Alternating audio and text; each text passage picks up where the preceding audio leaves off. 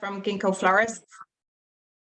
I have a flower shop in Dublin 4 up on Baggott Street. When I was graduating and sitting where you guys are, well, I was in a classroom at the time. I was very nervous about what I was going to do after college, but nothing is quite as nerve-wracking as signing on a dotted line, signing a lease for a big rent that you're not sure you're going to be able to pay on a fictitious, pretty much business plan that figures are pulled out of a hat. So we got there, but we're definitely I kind of faked it till I made it a little bit. I'm just going to tell you a little bit about the floristry industry. It'll translate to any business that you're going into within horticulture, because the principles of business are the same no matter what you do. And I'll tell you a little bit about what's on the screen there. So the floristry industry is worth like over 20 billion per year in worldwide, and 40% of that is all funneled through Holland, which is where I get my flowers from. So they get dropped in, I order online, and then they got dropped into the shop, and they arrive dry, and then we have to condition them and get them ready for sale. The same with my plants, the majority would come from Holland as well. I do have a couple of Irish suppliers, and I would like to buy more flowers from Ireland, but we don't produce an awful lot. But if you guys are going into that area, please contact me if you're going to be growers. I learned very much on the job, so this would be my top tip for you. Learn on other people's money and other people's time. You're going to find that they've made a mistake that you wouldn't have made, or they approach a job in a particular way that you wouldn't have thought of. Move around and work for different people. I got my first job in a kind of community florist in Dublin called Creative Flowers, and it's very different from the shop I own now, but it taught me all the basic knowledge that I needed to start off. The owner, Barbara, was meticulous about the quality of the flowers that she sold, not the style of floristry that I like, but the quality went out, and it was brilliant to get to know the customers, and she had a really great rapport with customers. So her customer service was brilliant, and it was the best place I could have started. Then I landed the job of my dreams, and I worked in a Passionata flower studio and got to make like Michelin star flowers for amazing places around Dublin, and saw venues that I'd never even dreamed of going to. In 1 week, like, we happened to make flowers for both the Queen and Obama. It wasn't always that exciting, but that was definitely one of the highlights. I don't think we slept for the entire week trying to get it all together and get the flowers in on time. I happened to work with what I consider still the best florist in the whole entire world. I'm maybe a little bit biased, she's a friend of mine, but Kasia, she was my mentor. She taught me all the kind of standards that you need for really good quality floristry. So it was a great benchmark. But at that time in a Passionata, I decided, like, retail was kind of in my blood. I worked with my dad. He had his own business. My grandmother had her own business. My grandfather had his own business. So it seemed kind of the natural progression that I would set up on my own. And I took the leap at the tail end of the recession. And even though I did have to negotiate a bit on the lease, and it was scary signing on that dotted line, it was a good time to do it, because people wanted places let at that stage. The unit I was going for had been vacant for a couple of years, so I kind of landed at the right time and got my dream location. The location, like, it's cliche saying, location is very important, but it really is, especially for a retail stand like that. We've got like the triple threat in Baggott Street. We've got business, retail, and we've got a hell of a lot of passing trade. It's in a really busy street. So that kind of kept us going even through the lockdowns, and that we were established a good while at that stage. So we had really regular customers that looked after us and stayed loyal to us.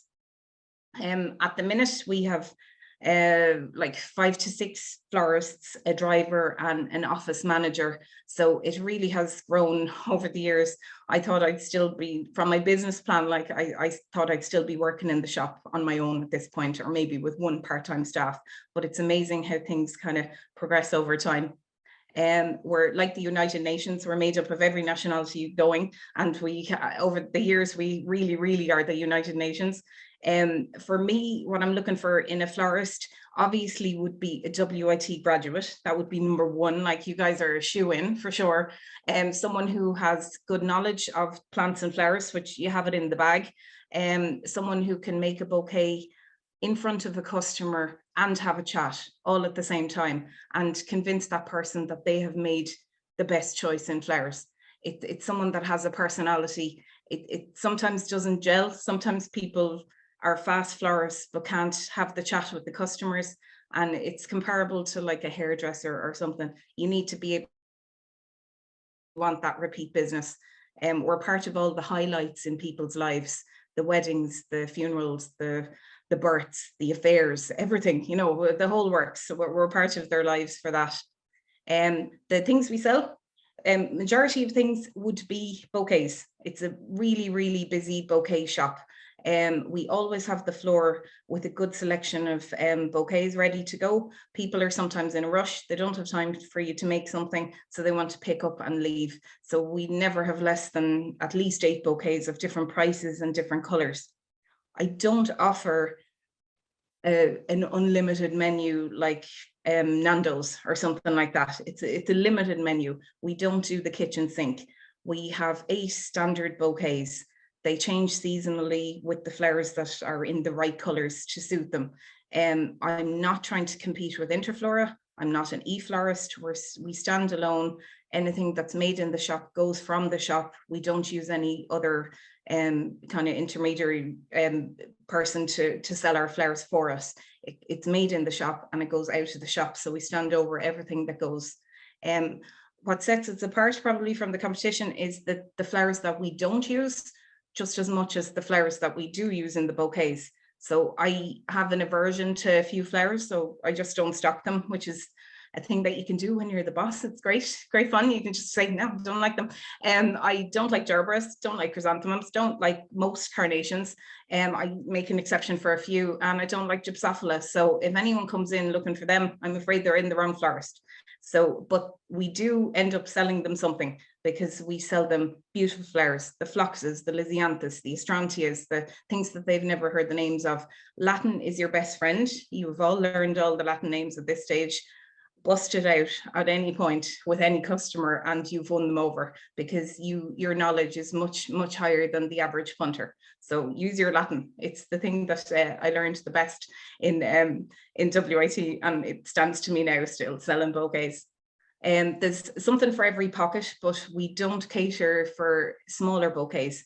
So again, I'm not trying to compete with Aldi, Lidl, Tesco, all the supermarkets.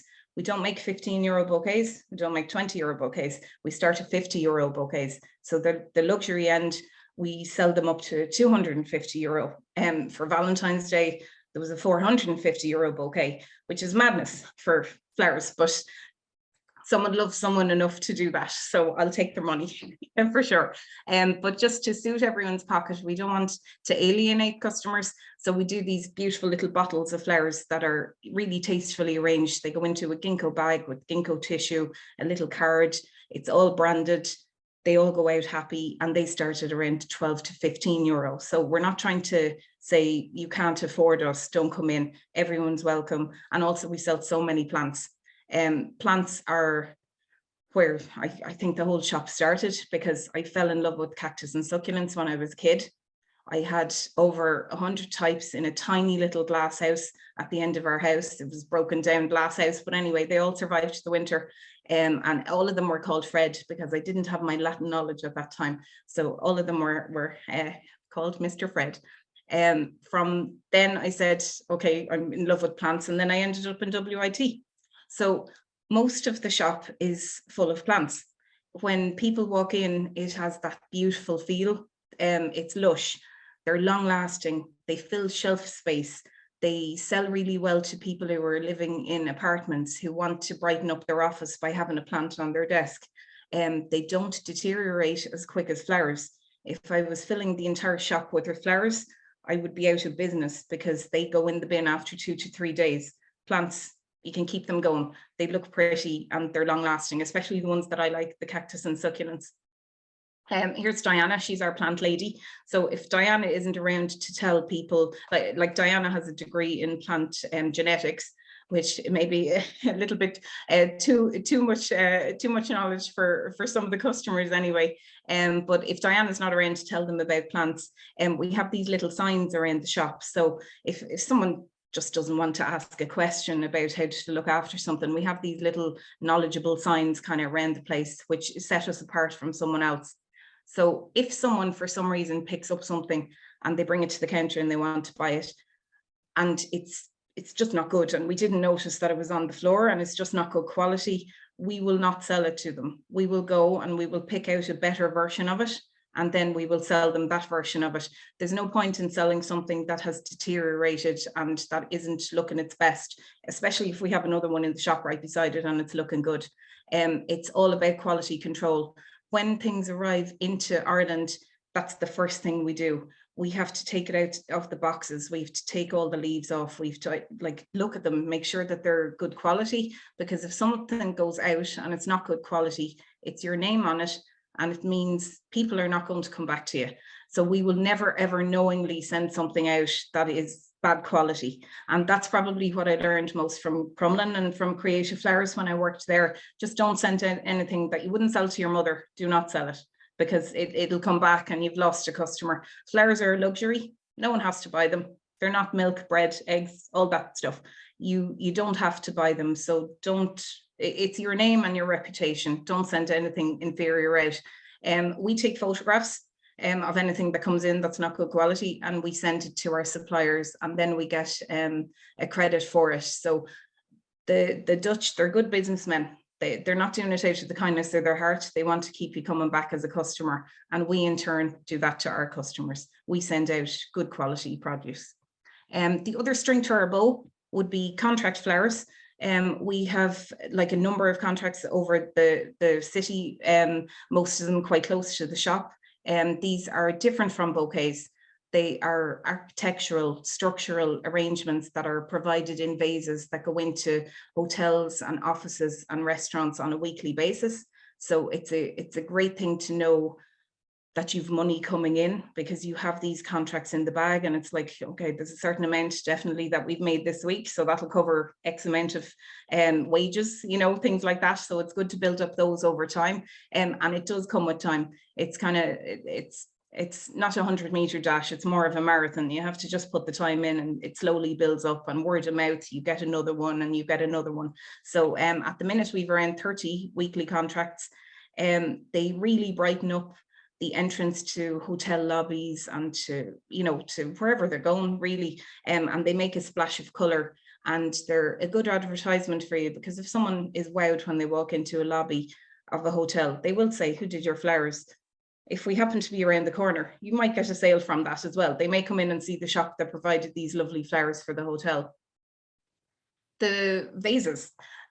We have two kind of sets of vases in the shop. So we sell vases for people for their bouquets, but then I also buy lots of contract vases, because if we have 30 vases going out on a regular basis, we need multiple vases in the shop to cover that. And so we would have hundreds of vases in the shop so that we can vary them up per week. And the flower color changes and the vase shape changes for all of the contracts on a weekly basis. There's another selection of beautiful things. Again, we use exotic blooms in these rather than soft roses and things that won't necessarily last a week. These are going into very warm environments, so you don't want something that will have to be replaced after two or 3 days. You can imagine a rose or a chamomile or something like that under air conditioning. It just wouldn't last the whole week, and it has to look good from Monday to the following Monday. We cover events and weddings. We hook up with kind of photographers, we do photo shoots, things like that, so that we can build up a collection of lovely work and photographs of our work. They're both one-off things. Weddings are similar to events. They're not something that you do on a weekly basis, so you kind of have to learn how to quote correctly for them. If a bride wants a peony and they want peonies in December, as you know, peonies aren't around in December, they're still under the ground. But we can get them. They just grow in New Zealand, so they're an astronomical price to get into the country and even the quality of them isn't that great because they've so many air miles at that stage getting to us. But we can quote for it, but they're going to have to be prepared to pay like €20 easily for one peony. So you have to know your seasons, you have to know what's available, and you don't want to overpromise something to a bride. So you definitely, for a wedding, you do not want to let someone down. So you just have to manage their expectations when you're quoting. We do get to go to great locations. We do get to make strange things like filling Wellingtons with flowers or making hats. The one on the right hand side there, that's a hat for a child. I mean, I never thought going into floristry I'd be making a little hat. To get them, like all of these events out and delivered is another headache. You have to make sure no vases break on the way. You have all the items that you need. Perhaps you have to make it in situ, like this draped door that's spilling down onto the footpath. That had to be made in situ. We can't put that into the back of the van. They don't really stack on top of each other that well, flowers. They get damaged so easily. So we to make sure going to this venue that we're not forgetting something that we really need to make it, that we have enough materials to do it and to make it look as lush as our client wants. So there's a little bit of management on the logistics side to make sure you're not forgetting anything and that it'll all fit on one van, or do we have to do 2 trips? Or do we have to get extra florists to make it with us to do it on time? I got a job with Bord Bia to dress pod tables. So they wanted, their brief was like 40 shades of green and to create an Irish landscape. So I thought mosses straight away. Little did I know that it would lead to another job where someone wanted a preserved moss wall in the back of their newly decorated restaurant. So you do learn from making small scale events how to scale up to bigger sizes. The one factor that I didn't know about this was how many days it was going to take me and how well was it going to stick to the wall. How was I actually going to stick it to the wall? Because 3 years later, it still looks like that. I was told that they were going to keep it for 6 months, but I was in there 2 days ago and it still looks like that. Bit of moss has fallen off. We've gone in with a bit of glue and fixed it up, but the majority, you just don't know when you're approaching an event or an installation like that, really how to go about quoting. So I'd always say slightly overestimate how much it's going to take you time-wise and money-wise, so that you're not costing yourself money for the fun of doing it and the headaches of doing it. Marketing is very important. At this stage, everyone is walking around with a phone in their pocket. You have access to all of your customers, no matter what business you're going into after you finish up. Target them, be in their pockets. Everyone knows that, Coca-Cola is red and white. Why? Because they're constantly telling you that's their brand colors. They're in every photo. You need like a memorable name, a memorable logo. I can thank the late Una McDermott for introducing me to Ginko.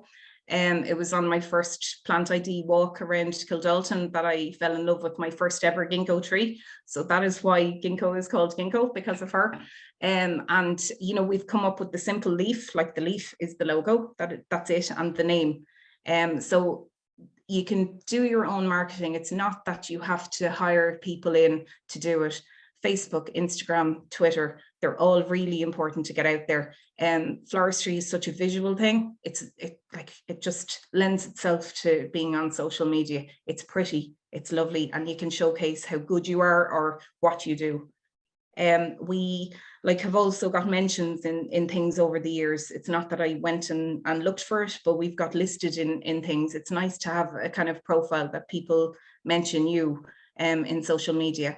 No matter, again, what area of horticulture you end up working in, take photos of it, or it's as if it didn't happen. If you landscape someone's garden and it's fabulous, unless you can show your next client what you've done, they find it sometimes very hard to visualize. I don't understand what you did there with that paving. I don't know what you mean by that plant. I don't know what that looks like.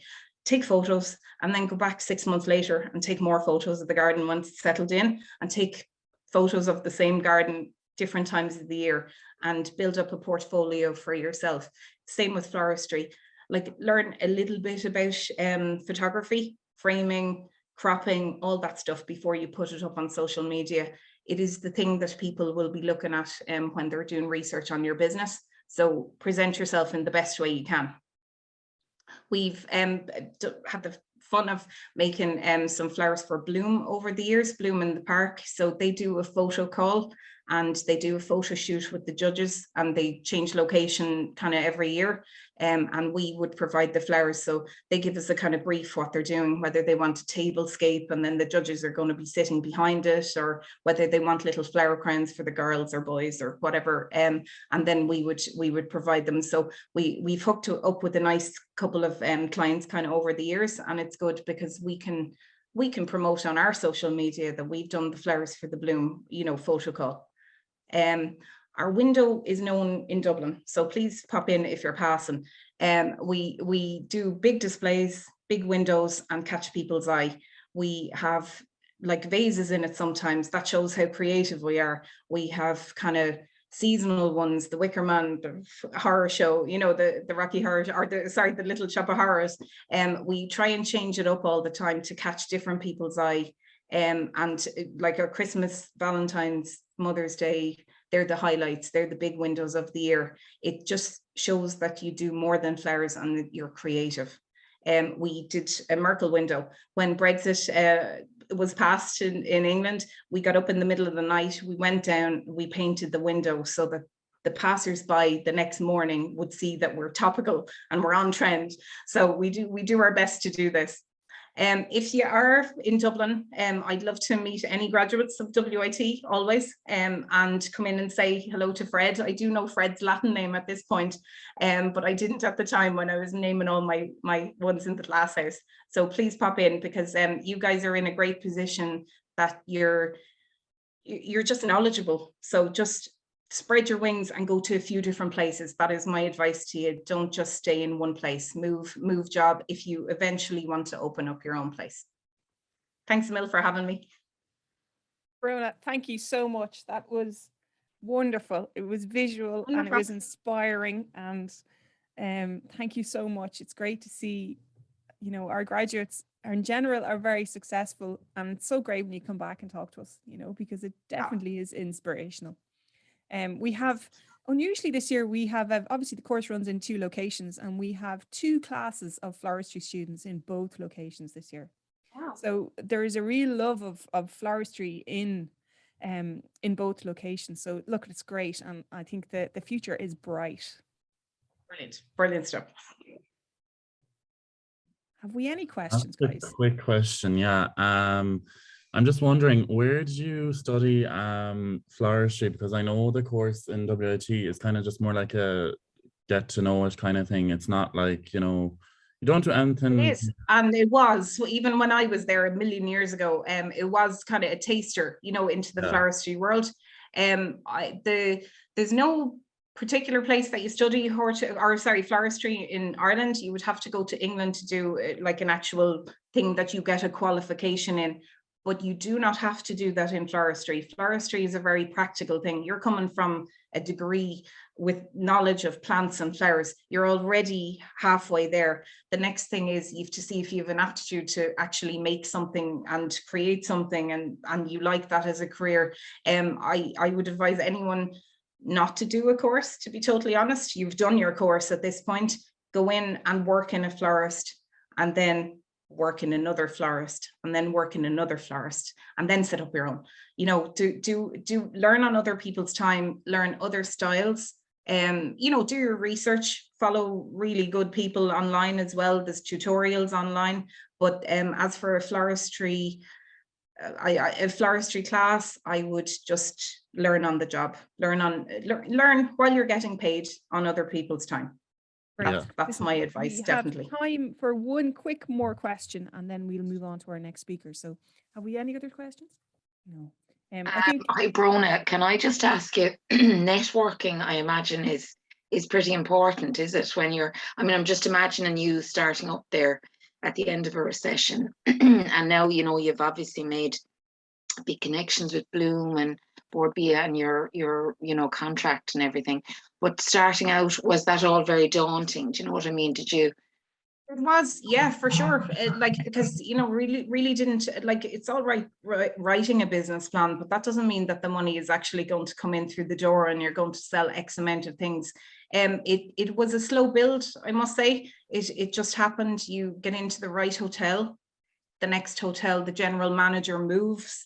They ask you to do the flowers where they are. So you build up contacts. From Appassionata, I did have a great starting point because people knew me from working there. It was a really well-established place that did excellent flowers. So anyone who had shopped there and then came into my shop accidentally then realized, oh, this is brilliant. You know, I kind of know the standard that's going to come out of here.